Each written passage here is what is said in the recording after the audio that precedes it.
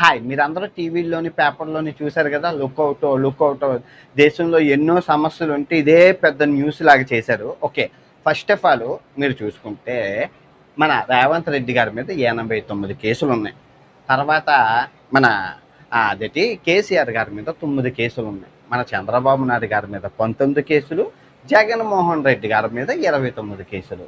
So మీరు ఈ website ఉంది కదా, ఈ వెబ్సైట్లోని మీరు ఏ రాజకీయ నాయకుల మీద ఎన్ని కేసులు ఉన్నాయో తెలుసుకోవచ్చు. కింద ఇస్తున్నాను కదా, టైప్ చేసి చూడండి, వస్తాయి. అంటే ఇది ఎక్కడిది అంటే, వీళ్ళు రాజకీయ ఎలక్షన్లో నిలబడేటప్పుడు ఎఫిడవిట్ ఉంటుంది కదా, ఆ ఎఫిడవిట్ మీద నా మీద ఎన్ని కేసులు ఉన్నాయని గవర్నమెంట్కి సబ్మిట్ చేయాలి. ఆ ఇన్ఫర్మేషన్ తీసుకొని ఈ వెబ్సైట్ వాళ్ళు పొందుపరిచారు అనమాట, ఎవరి మీదైనా ఉంటాయి. ఇంకా రెడ్ కార్నర్ నోటీస్ అంటే అదేంటంటే తీవ్రవాదులకి, ఉగ్రవాదులకి వాళ్ళకి ఇస్తారు. ఫస్ట్ నా మీద 3 కేసులు అవునట్లు చెప్పడం మర్చిపోయి నేను ఇండియా వచ్చేస్తున్నాను. ఎప్పుడు వస్తున్నాను అన్నది చెప్తాను మీకు. ఓకే, ఫస్ట్ నా మీద 3 కేసులు పడ్డాయి. నా మీద 3 కేసులు ఎలా పడ్డాయి?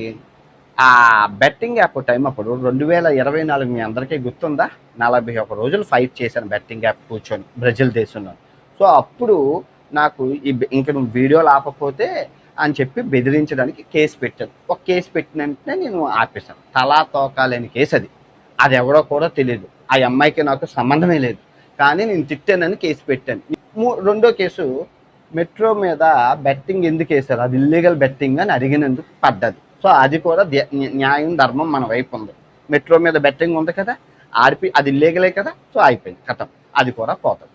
ఇంకా మూడో కేసు చూస్తే ఇది చాలా ఆశ్చర్యం. అంటే పూర్వకాలం కూడా అత్యాచారాలు జరిగాయి కదా, ద్రౌపదిని గురించి సైంధవుడు ప్రయత్నం చేశాడు, కీచకుడు నానాయాతన పెట్టాడు, సీతాదేవి ఏ టీ షర్ట్ వేసుకుందని రావణాసురుడు ఎత్తుకుపోయాడు. అదేంటండి మీరు కూడా ఇదే అన్నారు కదా అంటే, నేనన్నది ఆయన అన్నది సేమ్ టు సేమ్. కాకపోతే ఆయన్ని కేసు పెట్టలేదు, నా మీద కేసు పెట్టాడు.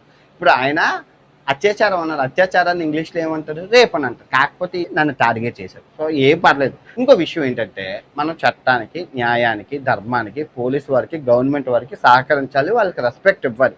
నేను ఇండియా వస్తానన్నాను. ఫస్ట్ పాస్పోర్టు ఒక 50 దేశాలు, రెండో పాస్పోర్టు అది 130 దేశాలు తిరిగాను. ఇంకా 70 దేశాలు ఉన్నాయి. ఇది 60 పేజీల పాస్పోర్టు. దగ్గర 140 దేశాలు తిరగచ్చు.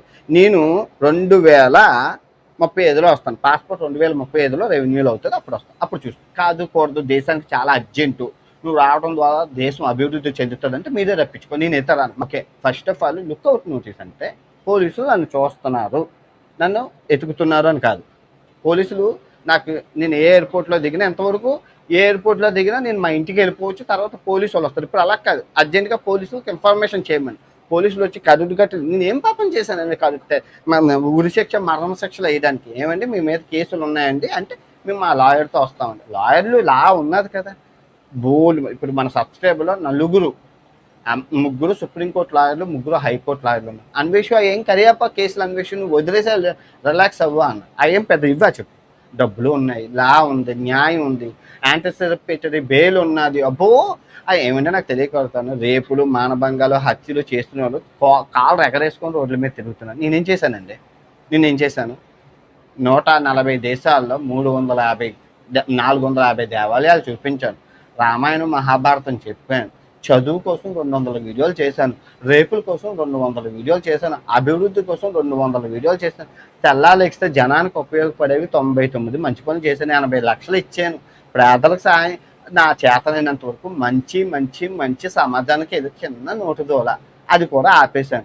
దేశం, ఈ దేశం అందరిది, మనందరిది, మనం అందరం కాపాడుకోవాలి. దేశం అభివృద్ధికి మనం సాయం చేయాలి. ఇవన్నీ సమస్యలు పక్కన పెట్టి మతం తెల్లాలేస్తే మత గొడవలే. ఇదే జనాలకి మనశ్శాంతి ఉండద్దు, అభివృద్ధి చెందొద్దు, పిల్లలు భావితరాలు బాగోపడద్దు. నేను చేస్తాను, 2025లో చేసి చూపిస్తాను. నేను మాట ఇచ్చానంటే మాట మీద నిలబడతాను. ఓకే, రోజు వీడియో పెడతాను. ట్రావెలింగ్ ఆపేసాను, నా కోసం ట్రావెలింగ్ చేసుకుంటాను చాలు. 1 సంవత్సరం అయ్యాక చేద్దాం, 2025 నుంచి స్టార్ట్ చేద్దాం. ఇప్పుడు నాకేం పోలేదు కదా, నెలకు 3 లక్షలు వస్తున్నాయి చాలు. ₹1,00,000 పోయినా 2 లక్షల లాభం, హ్యాపీగా తిని కూర్చుంటే వస్తున్నాయి కదా. Okay, let's do it, continue ఇలాగే చేద్దాం. మీరు అందరూ సపోర్ట్ చేయాలి, లైకులు కామెంట్లతో మారు మోగిపోదు. తప్పు అయితే తప్పు అని చెప్పండి, ఒప్పు అయితే ఒప్పు అని చెప్పండి.